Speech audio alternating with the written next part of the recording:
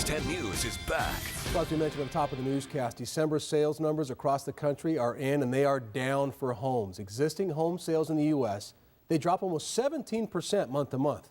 Arizona's been one of the hardest hit states in the nation in real estate markets. So do these numbers reflect what's going on here? Bob Bemis, the CEO of the Arizona Regional MLS, and that's where all those homes that are listed for sale, they go on the MLS. So Bob knows what's going on. And Bob, put it in perspective for us, if you would. This 17% drop, was it really a lot of people trying to get this first-time home buyer credit, or is the bottom falling out of the market again? No, I think the home buyer credit had a great deal to do with what happened nationally, and as often happens here in Arizona, we didn't follow the national trend. Indeed, pricing here in Arizona has started to increase, but our sales numbers for both November and December were considerably higher than they were last year. We were 50% higher in December than year over year, and for the year as a total, 50% higher than we saw in 2008. So in terms of number of houses sold, this market is strong here in Arizona. So you're seeing some recovery, you think. Will it continue throughout 2010? We think that the recovery is starting and will continue.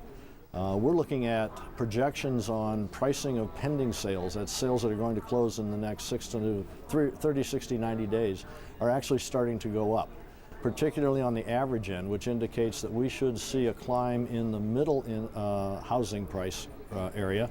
The 200 to 400,000 range we think is going to see more activity, and that's going to take the average price up even faster than it has risen since it made the turn last April 2009. And that's good news for a lot of people, Bob, because I hear it all the time. People are sitting in homes right now that they can't refinance because, you know, they're so upside down, and they're wondering, hey, should I walk away, or is this home ever going to be worth, you know, even close to what it was when I bought it? Well, that's part of the problem. We've had an incredible amount of activity in the foreclosure area.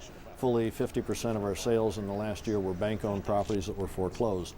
We think that's starting to change now, and those homeowners who've been sitting on the side waiting for the market to turn so that they can sell a house when they are not in distress is going to be an improving market this coming spring, summer, and into the fall. Because the bottom line is that as long as you have 2 or 3 foreclosures and they're in decent shape, they're going to be priced much lower than a family who's still living in their home, and that's driving everybody's prices down, correct? Absolutely. The activity in the foreclosure market is what's brought the pricing down. We think that's starting to stabilize now. You're going to see some fluctuations month to month through the spring and early summer. Some will go up, some will go down the next month.